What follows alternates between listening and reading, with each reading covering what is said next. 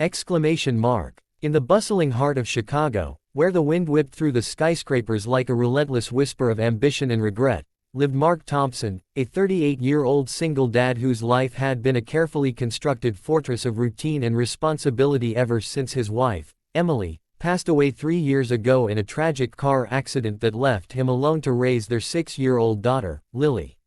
Mark worked as a mid-level accountant at Sterling Enterprises, a gleaming corporate behemoth specializing in financial consulting, where the days blurred into endless spreadsheets and the nights were filled with bedtime stories and quiet reflections on what could have been.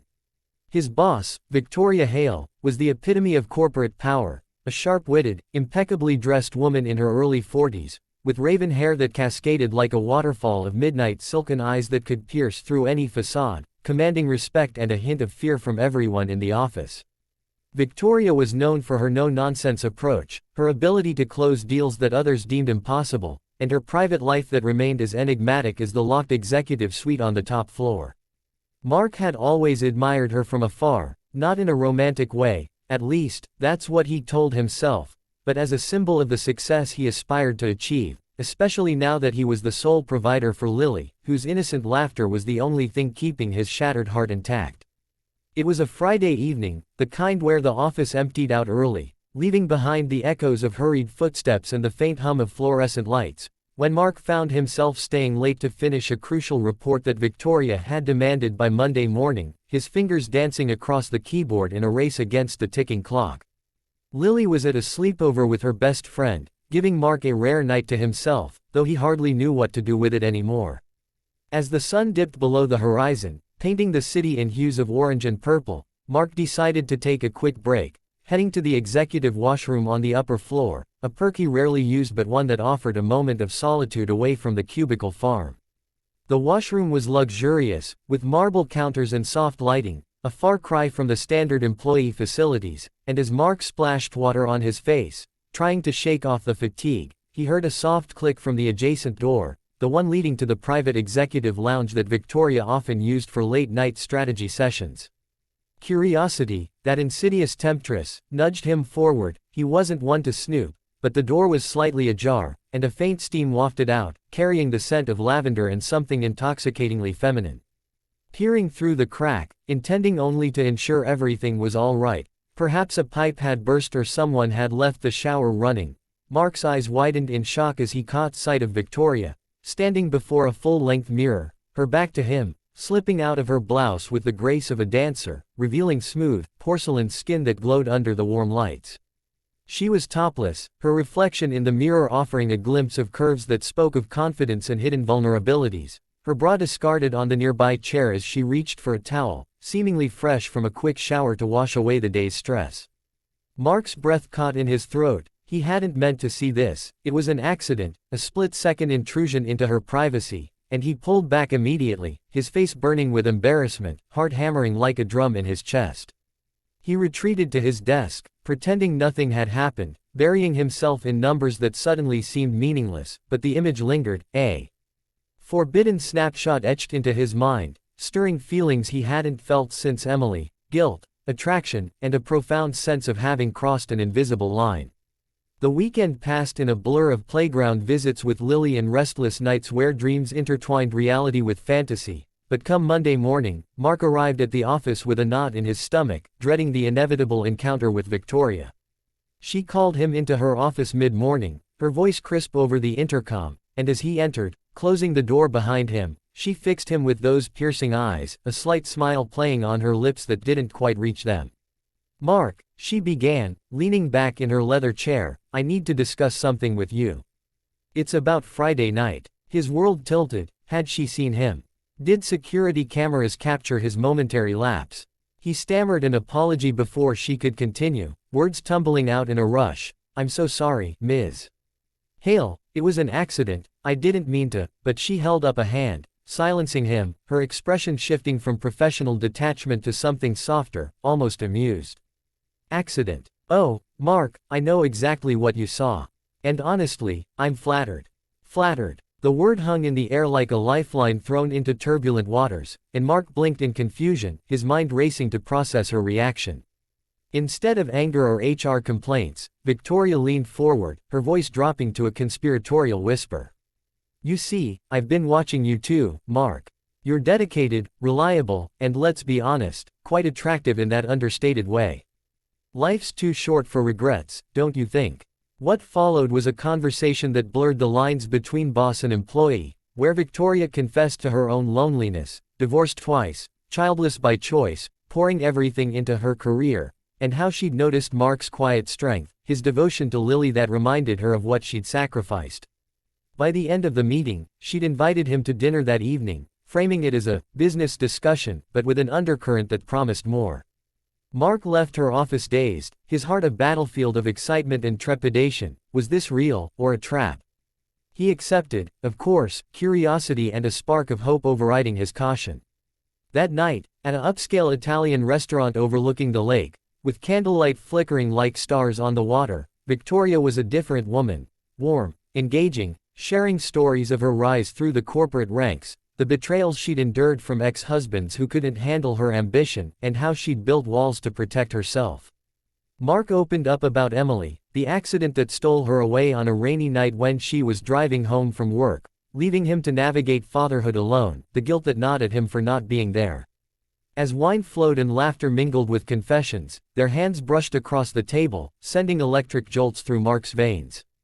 By dessert, Victoria's foot grazed his under the table, a deliberate tease that made his pulse quicken.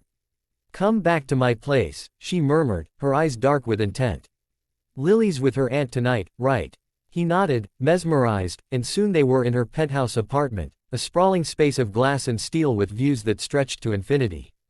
What unfolded was a night of passion that Mark hadn't known he craved, her body against his, soft and demanding, whispers of desire echoing in the dim light, her reaction to his accidental glimpse transforming into an invitation that broke down his defenses. But as dawn crept in, tangled in sheets that smelled of her perfume, Mark felt a twinge of unease. This was his boss, after all, and office romances were fraught with peril. Little did he know, this was just the beginning of a spiral that would twist his life inside out. Over the next weeks, their affair blossomed in secret, stolen moments in her office after hours, weekend getaways disguised as business trips, where Victoria showered him with affection and Lily with gifts, winning over the little girl with ease.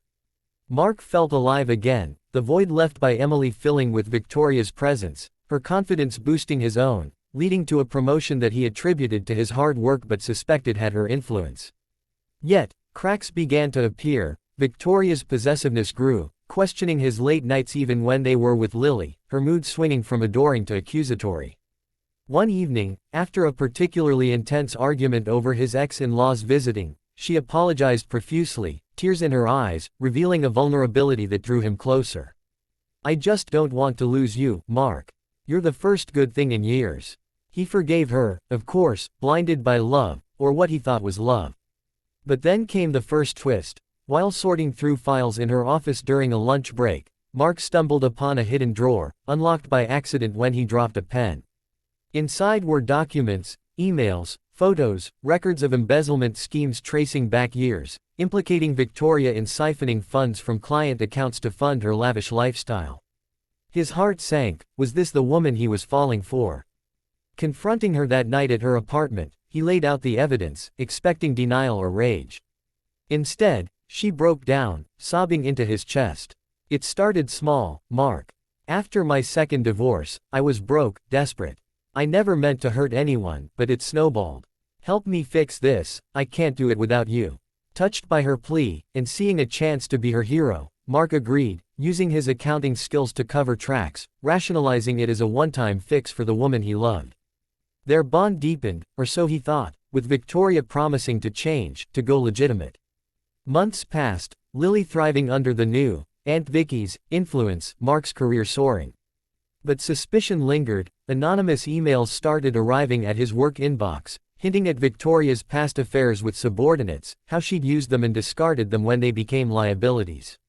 Dismissing them as jealous rivals, Mark pushed forward, proposing to Victoria on a romantic trip to New York, where the city lights mirrored the stars in her eyes as she said yes. Wedding plans ensued, a whirlwind of venues and vows, but on the eve of their rehearsal dinner, the second twist struck like lightning. Mark received a package at home, containing a USB drive and a note, "See who she really is." Plugging it in, his world shattered. Videos of Victoria with other men, including a recent one from just weeks ago, while they were engaged, her laughter mocking his trust. But worse, audio recordings of her plotting to frame him for the embezzlement, using his fixes as evidence against him, ensuring she'd walk free if caught. "He's perfect," her voice sneered in the recording. "The single dad sob story will make him the fall guy. Once married, everything's community property, I'll take it all."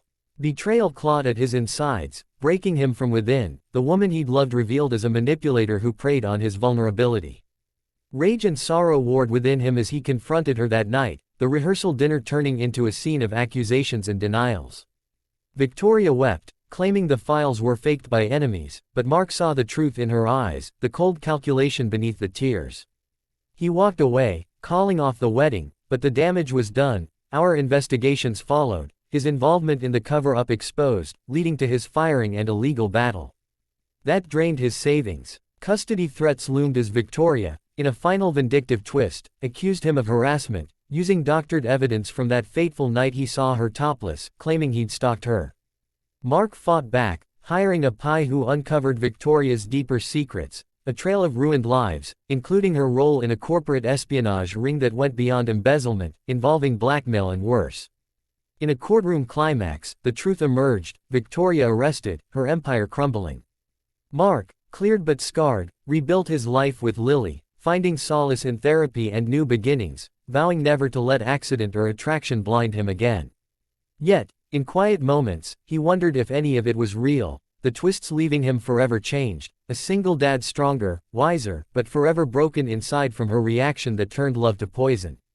And as the city lights twinkled on, life moved forward, a testament to resilience amid the ruins of trust.